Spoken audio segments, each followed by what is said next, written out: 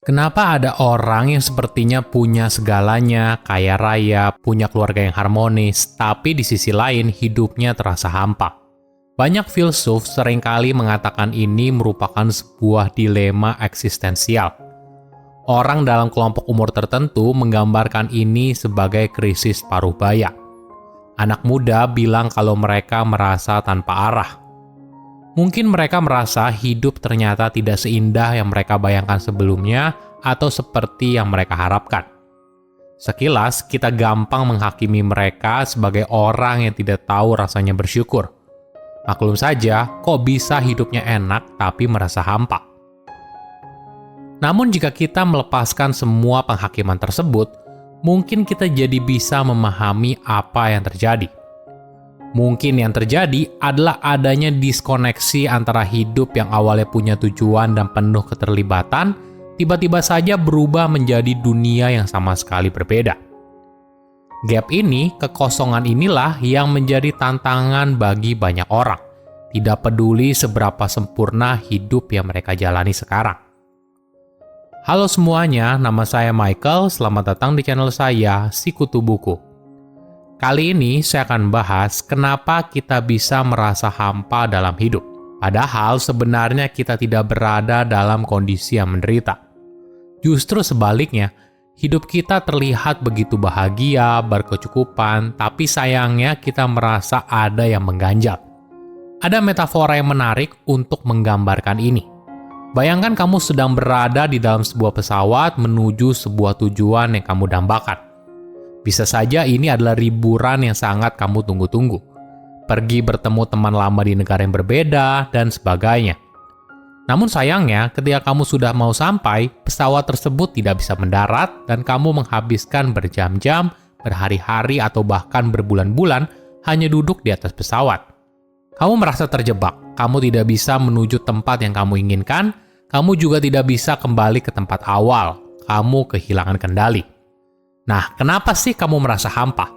Kamu mungkin merasa kalau ini hanya berkaitan dengan pikiran, tapi ternyata tubuh juga punya peran yang penting. Bisa saja karena kamu kurang tidur. Jadi kamu tidak punya energi yang cukup untuk menjalani aktivitas sehari-hari dengan maksimal.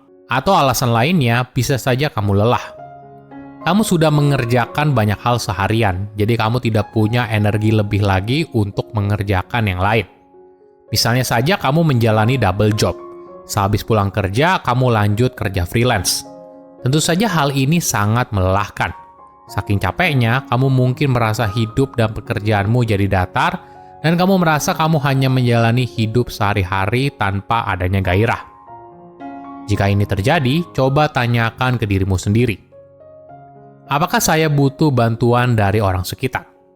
Apakah pekerjaan yang saya jalani sekarang terlalu menuntut? Apakah ini saatnya saya perlu membuat keputusan yang besar terkait pekerjaan atau hidup? Ketika menjawab pertanyaan ini, sadarilah kalau berhenti mungkin saja merupakan opsi yang masuk akal.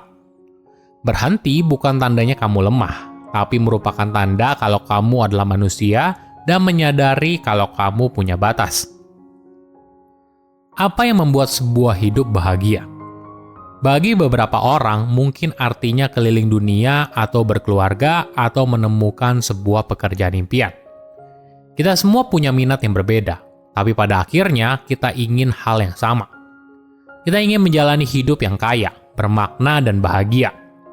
Kaya di sini bukan hanya soal materi, tapi kaya secara batin. Kadang, apa yang kita dambakan dalam hidup belum tentu pada akhirnya membuat kita puas dan bahagia. Fenomena ini seringkali disebut sebagai post-achievement dissonance. Contohnya begini, bayangkan kamu adalah seorang yang pingin banget untuk jadi pengusaha sukses. Kamu bekerja keras selama bertahun-tahun, membangun bisnis dari nol, dan pada akhirnya bisa mencapai kesuksesan yang luar biasa. Bisnismu punya keuangan yang stabil, basis konsumen yang kuat, dan diakui sebagai pemain besar di industri tersebut. Tapi sayangnya, ketika kamu sampai di sana, kamu tidak serta-merta selalu bahagia. Mulai muncul berbagai perasaan yang mengganggu. Kamu mungkin merasa kekosongan atau kurang puas, tidak peduli begitu banyak yang kamu raih. Ada beberapa alasan. Pertama, hilangnya tujuan. Pengejaran sebuah tujuan seringkali membuat seseorang memiliki sebuah arah ada makna.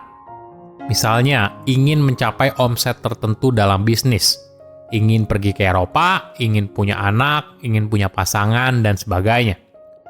Namun ketika seseorang sudah mendapatkannya, mereka seringkali kesulitan untuk mencari fokus yang baru. Kedua, tekanan yang semakin tinggi. Sukses seringkali datang dengan begitu banyak tanggung jawab dan ekspektasi. Kamu mungkin merasa kewalahan atas begitu banyak tekanan untuk menjaga atau bahkan melebihi tingkat sukses yang kamu rasakan sekarang. Ketiga, ekspektasi yang tidak ketemu. Kadang kenyataan tidak selalu sesuai dengan apa yang kita bayangkan. Kamu mungkin membayangkan kalau sukses akan memberikanmu kebahagiaan dan kepuasan. Tapi sayangnya, ketika kamu meraihnya, ternyata tidak menjawab masalah personal dan emosionalmu. Keempat, takut kehilangan kesuksesan yang kamu raih sekarang. Pasti ada di dalam diri kamu ketakutan atas kehilangan semua yang sudah kamu raih hingga saat ini, yang pada akhirnya membawa kamu pada kecemasan dan stres akan masa depan. Mungkin kita perlu pahami, sebuah kebahagiaan boleh dibilang merupakan perasaan yang sementara dan tidak akan bertahan lama. Ini yang sulit kita mengerti karena kita hanya ingin hidup yang bahagia. Kita ingin terus-terusan bahagia. Itulah yang membuat kita terjebak dalam sebuah pengejaran menuju kebahagiaan. Ada sebuah eksperimen yang menarik. Para mahasiswa diberikan tugas untuk pergi dan menghabiskan waktu mencari hal apapun yang membuat mereka bahagia. Awalnya mereka merasa ini tugas termudah dan bisa dengan cepat menyelesaikannya. Sebagai laporan, mereka harus menulis sebuah jurnal singkat tidak lebih dari 3 lembar. Tugasnya sederhana. Tuliskan apa yang kamu lakukan hingga membuat kamu bahagia. Carilah sesuatu yang bisa membuat rasa bahagia ini bertahan lama, setidaknya minimal 1 jam. Lalu ceritakan berapa lama kebahagiaan ini bertahan dan bagaimana kamu melakukannya. Para mahasiswa ini lalu berusaha mengejar kebahagiaan, melakukan apapun yang mereka pikir bisa membawa mereka pada kebahagiaan. Namun di akhir semester, hampir semua mahasiswa gagal. Mereka bingung kenapa tugas yang terdengar begitu mudah tapi ternyata sangat sulit. Perasaan bagaikan sebuah ombak di lautan, mereka naik dan turun. Kadang lembut, kadang kuat, tapi selalu berlalu. Sama seperti ombak yang tidak pernah tinggal di satu tempat selamanya, perasaan juga bersifat sementara, terus berubah dan mengalir dalam hidup. Jadi, ketika kita sibuk mengejar kenikmatan dalam hidup, kita mungkin saja berakhir hampa.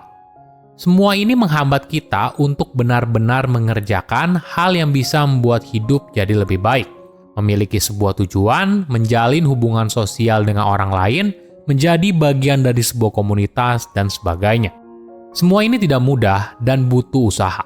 Tapi hal ini yang membuat hidup jadi punya makna. Silahkan komen di kolom komentar pelajaran apa yang kalian dapat ketika tahu informasi ini. Selain itu, komen juga mau tahu informasi apa lagi yang saya review di video berikutnya. Saya undur diri, jangan lupa subscribe channel YouTube Sikutu Buku. Bye-bye.